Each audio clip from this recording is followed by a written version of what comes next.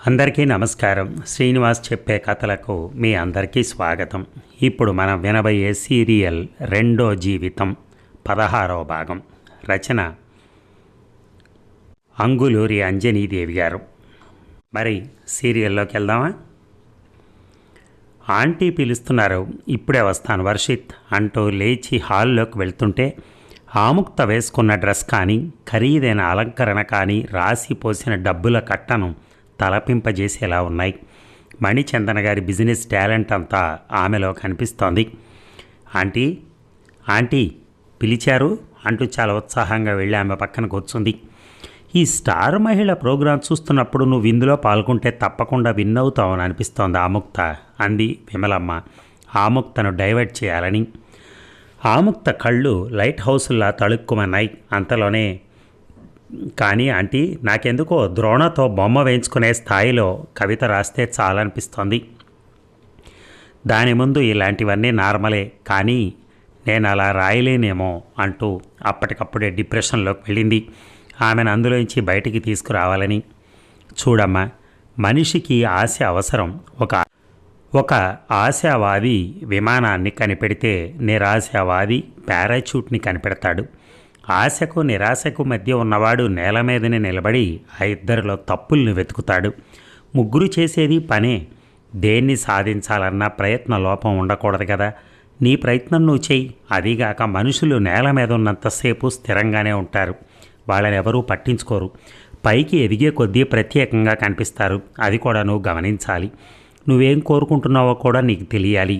కోరికలో బలం ఉంటే తప్పకుండా నెరవేరుతుంది అంది విమలమ్మ. నిజమే కదా అన్నట్టు ఆమెనే చూస్తూ ఆమె మాటల్నే వింటూ కూర్చుంది ఆముక్త. ఇక రాత్రి 12 దాటాక భార్య పక్కన పడుకునున్న శ్యాంవర్ధన్ నిద్రలేచి సడన్గా బెడ్ దిగి నేరుగా నిశిత దగ్గరికి నడిచాడు. గంగాధరం పడక దేవికారాణి గదిలోకి మారినప్పటి నుంచి శ్యాంవర్ధన్కి నిశిత దగ్గరికి వెళ్ళటానికి ఎలాంటి ఇబ్బంది లేకుండా అయింది. ఎప్పుడు వెళ్ళినా ఆమె కన్నీళ్లు పెట్టుకుంటుందే కానీ సహకరించడం లేదు. తనేమైనా ఇంద్రుడు కవచకొండలు అలింబని కర్ణుడిని అడిగినట్టు, ద్రోణాచార్యులు బొటనవేలు ఇమ్మని ఏకలవ్యుడిని అడిగినట్టు ఆమె శరీరంలో ఒక భాగాన్ని ఏమైనా కోసిమ్మన్నాడా? అలాంటిది ఏం లేదే. చిన్న కోరిక, అది ఒకే ఒకసారి. ఆ తర్వాత అది కొనసాగకపోయినా పర్వాలేదు, దాన్నే ఒక జ్ఞాపకంగా మిగుల్చుకుందామని కూడా అన్నాడు. వినటం లేదు. ఇవాళ ఎలాగైనా భయపెట్టో బ్రతిమాలో దారిలోకి తెచ్చుకోవాలి అనుకున్నాడు. హాల్లో లైట్ ఆపి ఉంది. చుట్టూ చీకటి. బయట రోడ్డు మీద వెలుగుతున్న స్ట్రీట్ లైట్ వెలుగు కిటికీలోంచి లోపలికి ప్రసరిస్తూ నిశిత పడుకున్న దగ్గర పడుతోంది. నిశిత కదిలింది. ఆమెకి ఈ మధ్యన సరిగా నిద్ర రావటం లేదు. బావ ఎప్పుడొస్తాడో, ఏం చేస్తాడో, తనను తాను ఎలా రక్షించుకోవాలో తెలియక ఊపిరి బిగబట్టి నిద్రలో లేచి కూర్చుంటోంది. కారడవిలో ఏదో మృగం తరుముతున్నట్టుగా రోజు అదే భయం, అదే కలవరింత. ఎవరి గదుల్లో వాళ్ళు నిద్రపోతూ ఉంటే కళ్ళు తెరిచి చూస్తున్న ఆమెకు తన వైపే వస్తున్న బావ కనిపించి, ఇది నిజమా అని వణుకుపోతూ చూసింది. నా కోసం ఎదురు చూస్తున్నావా నిసి? వెరీ గుడ్ అంటూ ఆమెకు ఎదురుగా కూర్చున్నాడు శ్యాంవర్ధన్. అతన్ని అలా చూడగానే భయంతో చేష్టలుడిగి ఆమె గొంతు తడారిపోయింది, కట్టెలా బిగుసుకుపోయింది. అతను అదేం గమనించకుండా ఆత్రంగా ఆమెనే చూస్తూ, ఏం చేయను, ఆఫీస్లో వర్క్ చేస్తున్నంతసేపు నీ ధ్యాసే. ఇంటికొచ్చాక నీ పక్కనే ఉండాలనిపిస్తుంది. మా అమ్మ నాన్న మీ అక్క చూస్తారని భయం. అయినా నిన్ను చూడందే మాట్లాడందే ఉండలేకపోతున్నాను. నడుస్తున్నా గుర్తొస్తావు, కూర్చున్నా గుర్తొస్తావు, నిద్రలో గుర్తొస్తావు, అర్థం చేసుకో అన్నాడు. అతని గొంతులో మాటల్లో వినిపిస్తున్న బలీయమైన మార్పుకి ఆమె గుండె జల్లుమంది. ఇక బావా, నేను స్వతహాగా కుంటిదాన్ని, తల్లి తండ్రి లేని దాన్ని. మీరు అక్క తప్ప నాకెవరూ లేరు. అందుకే మీ దగ్గర అంత తిండి తిని తలదాచుకుంటున్నాను. నా నిస్సహాయత మీకు తెలుసు. నాకు రక్షణ ఇవ్వండి. ముఖ్యంగా ఓ స్త్రీ ఎలాంటి నీడను కోరుకుంటుందో మీ నుంచి అలాంటిది ఆశిస్తున్నాను అంది అర్థింపుగా చేతులు జోడిస్తూ. తెల్లగా పొడవుగా నాజుగ్గా ఉన్న ఆమె చేతులు వైపే చూస్తూ, నన్ను కూడా అర్థం చేసుకోనేసి, ఒక మగవాడు ఏం కోరుకుంటాడో తెలుసుకోలేని చిన్నపిల్లవు కావు నువ్వు. మీ అక్క స్థానాన్ని నీకు ఇవ్వలేకపోయినా ఆ స్థానంలో నిన్ను ఊహించుకుంటున్నాను. నీకేం తక్కువ చేయను. మీ అమ్మ నాన్న పోయినప్పటి నుంచి నేనే కదా నిన్ను చూస్తున్నది. ఆ మాత్రం నమ్మకం లేదా నీకు అన్నాడు. ఉంది, మీ సహాయాన్ని మర్చిపోం అంది. దానివల్ల నాకేమిటి లాభం? చూడు నిసి, అవసరాన్ని అవసరంతోనే పంచాలి, ఉపయోగాన్ని ఉపయోగంతోనే తీర్చాలి. ప్రస్తుతం నీకు తిండి నీడ కావాలి, నీ దగ్గర డబ్బు లేదు, అది నేనిస్తున్నాను, మరి నాకేమిస్తావు నువ్వు? ఏదో ఒకటి ఇచ్చి తీర్చుకోవాలి కదా, ఇలా మొండికేసి రుణభారాన్ని ఎందుకు పెంచుకుంటున్నావు అన్నాడు. మాట్లాడలేని నిశిత మనస్సు రోధిస్తూ ఉంటే తల వంచుకుంది. నిన్ను బలవంతం చేసి అనుభవించడానికి క్షణం పట్టదు. అలాంటి అనుభవం నాకొద్దు, నువ్వు కూడా నన్ను కోరుకోవాలి. అయినా నాకేం తక్కువ అన్నాడు. మా అక్కకేం తక్కువ అని నా వెంట పడుతున్నారు? సూటిగా చూస్తూ అడిగింది. మీ అక్కలో ఆడతనం లేదు అన్నాడు. అబద్ధం అంటూ గట్టిగా అరిచింది నిశిత. ఒకరికి తెలియకుండా ఒకరొచ్చి పిట్టగోడ దగ్గర నిలబడి శ్యాంవర్ధన్ని గమనిస్తున్న గంగాధరం, సంవేద ఆ అరుపుకు ఉలిక్కిపడ్డారు. అబద్ధమేం కాదు, ఇంట్లో చెప్తే మా వాళ్ళు మళ్ళీ పెళ్లి చేస్తారని, సంవేదను వెళ్ళగొడతారని ఆలోచిస్తున్నాను. నువ్వు ఒప్పుకుంటే నువ్వు సంవేద ఇక్కడే ఉండొచ్చు, ఆలోచించుకో, తొందరేం లేదు అంటూ నిశిత గుండెలో ఒక విస్ఫోటనం పేల్చి లేచి తన గదిలోకి వచ్చి పడుకున్నాడు. అతని కళ్ళకు నిశిత అందమైన ముఖం తప్ప ఇంకేం కనిపించడం లేదు. అతను అలా వెళ్ళగానే గుండెల నిండా గాలి పీల్చుకుని అమ్మయ్య అనుకుంటూ వేలు కూడా బయటికి కనిపించకుండా నిండుగా దుప్పటి కప్పుకుంది నిశిత. వెనుతిరిగిన గంగాధరం సంవేదన చూసి నువ్వా అంటూ స్థాణువయ్యాడు. అవును మావయ్య, నేనే అందిలో స్వరంతో. నువ్వెప్పుడొచ్చావు అన్నాడు తడబడుతూ. కొడుకు నిర్వాకం కోడలికి తెలిస్తే కాపురం ఉండదని భయపడుతున్నాడు గంగాధరం. మీ వెనకాలే వచ్చాను మావయ్య అంది. ఆమె మానసిక స్థితి అప్పటికే చాలా నీరసంగా ఉంది. ఆమెను అర్థం చేసుకున్నాడు గంగాధరం. ఇలాంటి పరిస్థితిని ఏ ఆడపిల్ల ఓర్చుకోలేదు. వెంటనే వెళ్ళి భర్త కాలర్ పట్టుకుని అటో ఇటో తేల్చుకొని ఉండేది. కానీ సంవేదలోని సహనం భూదేవిని మించి కనిపిస్తోంది. అంతేకాదు, ఆమె అంతరంగంలో ఏర్పడ్డ అల్లకల్లోలాన్ని అణుచుకుంటూ నిండు గోదావరిని తలపింపజేస్తోంది. ఆమెను అలాగే చూస్తూ, సంవేద, నీ మౌనం చూస్తుంటే నాకు భయంగా ఉంది. గట్టిగా ఏడువు తల్లి, కొంతైనా ఆ భారం తగ్గితే మామూలు మనిషి అవుతావు అన్నాడు.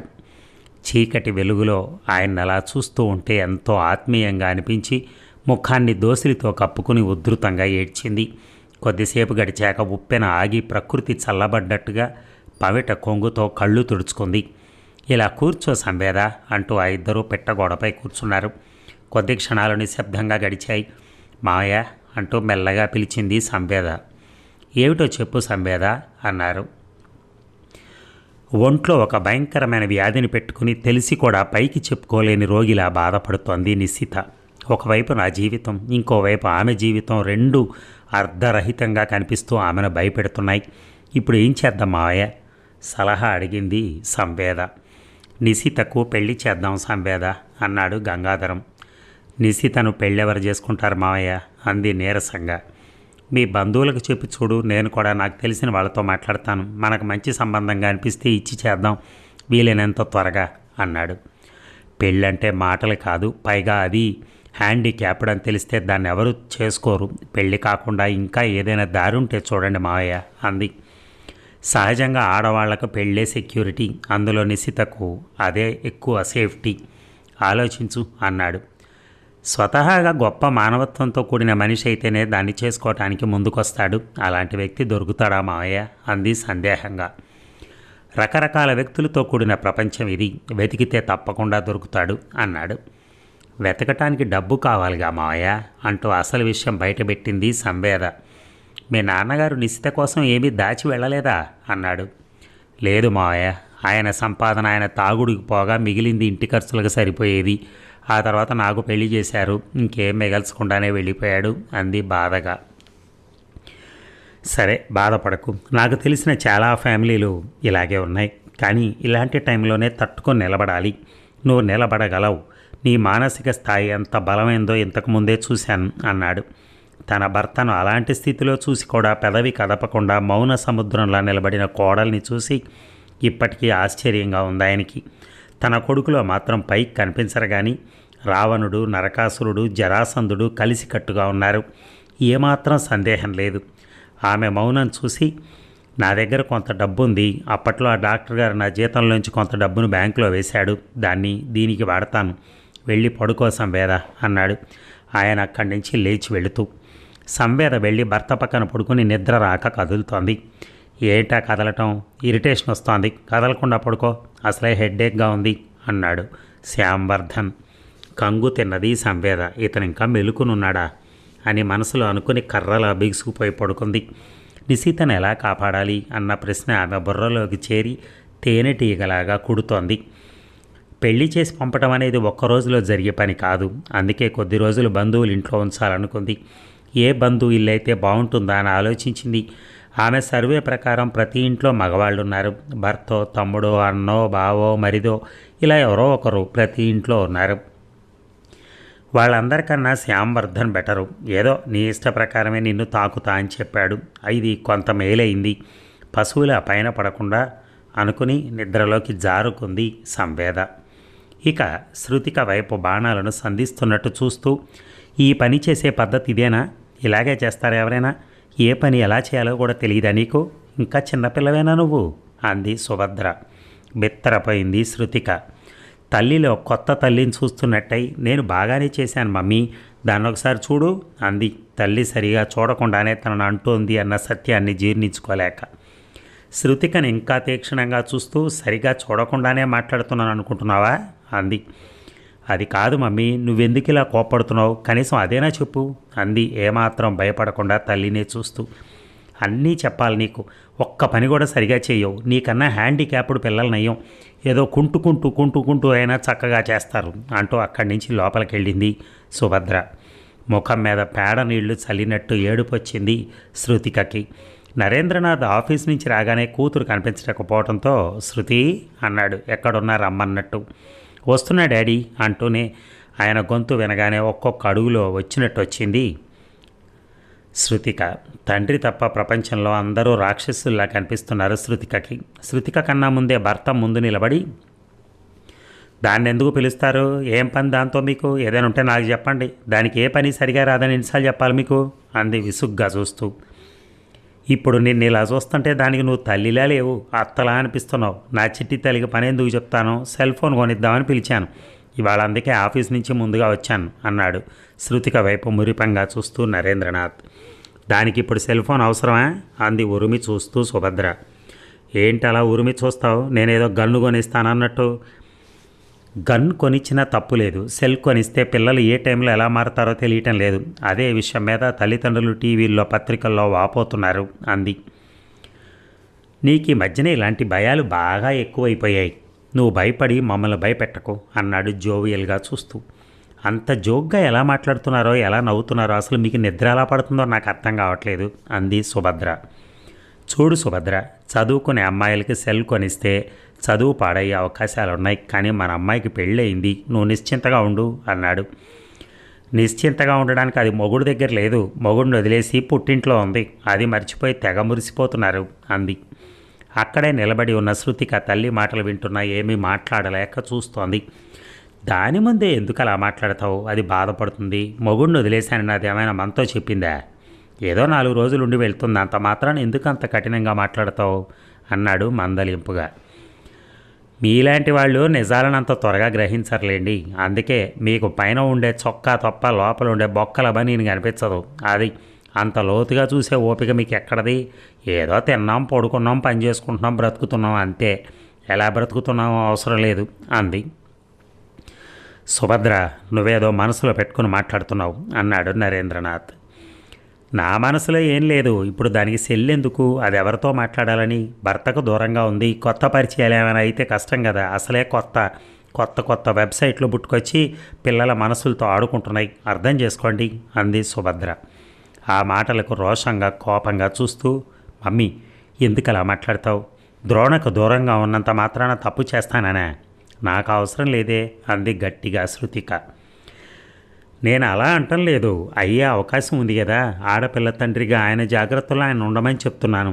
సమస్య చిన్నదా పెద్దదా అన్నది కాదు ఇక్కడ ప్రశ్న, జీవితాలను బీభత్సం చేయటానికి ఎంతదైతేనే అంది సుభద్ర. డాడీ, నాకిప్పుడు సెల్ ఫోన్ అవసరం లేదు, మమ్మీ ఇన్నిన్ని మాటలు అంటుంటే నాకు షేమ్గా ఉంది అంటూ కోపంగా అక్కడి నుంచి వెళ్ళిపోయింది. నరేంద్రనాథ్కి మరో మాట మాట్లాడే అవకాశం ఇవ్వకుండా సుభద్ర వంటగదిలోకి వెళ్ళింది. ఇక నరేంద్రనాథ్ లేచి భార్య వెంట వెళ్ళాడు. సుభద్ర, ఈ మాట్లాడే ముందు ఆలోచించాలి. నీకెందుకు అంత కోపం? అది మన కూతురు. పరాయి వాళ్ళను కూడా అంత డైరెక్ట్గా మాట్లాడలేమేమో. ఎందుకు అలా మాట్లాడుతున్నావు? అది ఎంత బాధపడుతుందో అర్థం చేసుకున్నావా అన్నాడు కాస్త వంగి ఆమె భుజం మీదుగా ఆమె మొహంలోకి చూస్తూ. ఆమె కళ్ళల్లో చెమ్మ తప్ప నోట్లోంచి మాట రావట్లేదు. అదంటే నాకు ప్రాణం శుభ. అది అలా బాధపడితే నేను చూడలేను. ఎవరైనా దాన్ని ఒక్క మాట అన్నా ఓర్చుకోలేను. నా ముందే నువ్వు దాన్ని అలా అంటుంటే నాకు చాలా బాధేసింది అన్నాడు. కళ్ళను గట్టిగా మూసుకుని ఏడుపును కంట్రోల్ చేసుకుంది సుభద్ర. కూతురంటే ఏ తండ్రికైనా ప్రాణంగానే ఉంటుంది. అది ఎందుకు అలా మన ఇంట్లో ఉందో అడిగారా దాన్ని? అది ఎప్పుడొచ్చిందో డేట్ రాసి పెట్టుకున్నారా? నేను రాసి పెట్టాను. ఇప్పటికి చాలా రోజులైంది. ఇలా నేను కూడా మా పుట్టింటికి వెళ్తే మీరు ఒంటరిగా ఉండగలరా? తోడు కావాలని ఎవరికైనా ఉంటుంది. ద్రోణ గురించి కూడా ఆలోచించండి అంది సుభద్ర.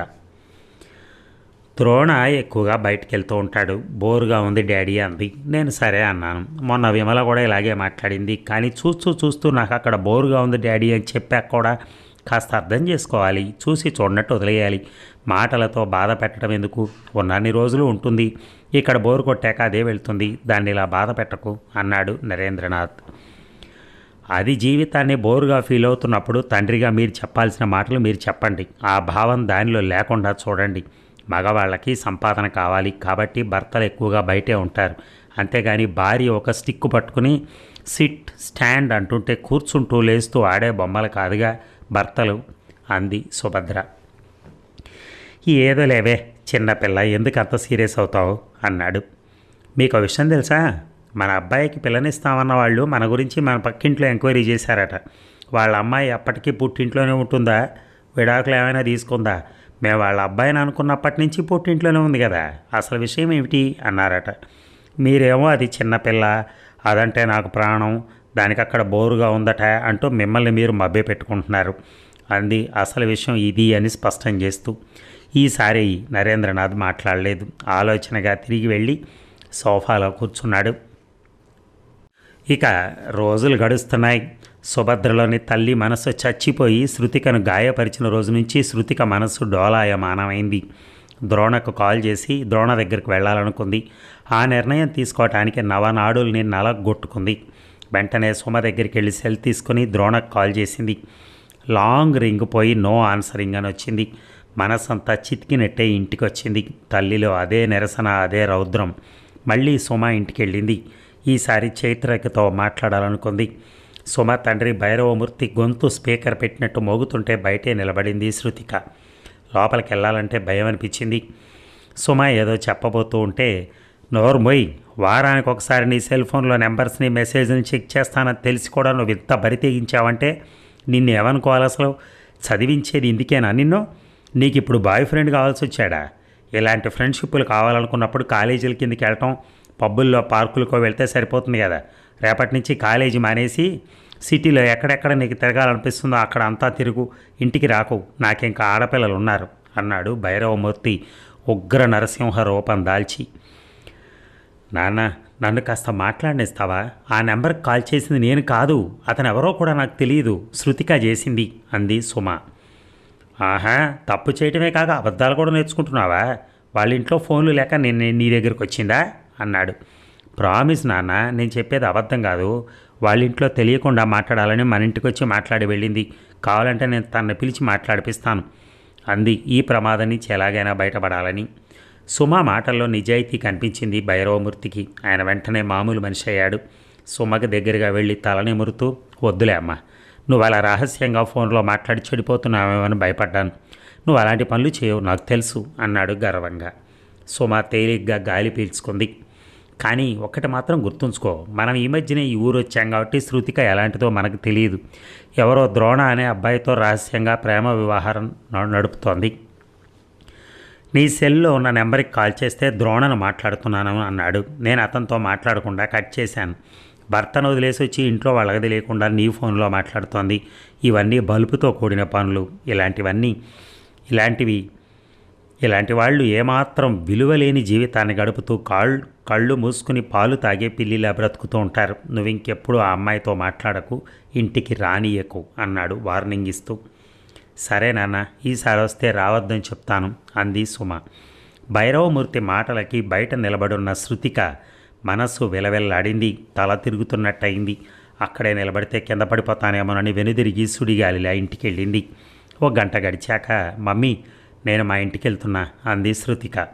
ఆకాశం ఉరిమినట్టు ఉలిక్కిపడింది సుభద్ర. తను కర్కశంగా ప్రవర్తించి కూతురు ఇండిపెండెన్సీ మీద దెబ్బతీసినట్టు భయపడింది. అత్తగారింటికి వెళ్ళి క్షణిక ఆవేశంలో ఏమైనా చేరుకుంటుందేమో, ఏమైనా చేసుకుంటుందేమో అని డాడీని రాని వెళ్దు కానీ అంటూ అడ్డుపడింది. ఎంతైనా తల్లి కదా అన్నట్టుగా ప్రాధేయపడింది. తల్లి కంగారు చూసి తనను వెళ్ళనివ్వదని ద్రోణ కాల్ చేశాడు. నేను వెళ్ళాలి అంటే అబద్ధం చెప్పి ఒక్క క్షణం కూడా ఆగకుండా ఇంట్లో ఇచ్చి బయటకు వచ్చింది శృతిక. మరి ఈ భాగం ముగిద్దామా? మళ్ళీ కాసేపైనా కలుద్దాం. Thank you.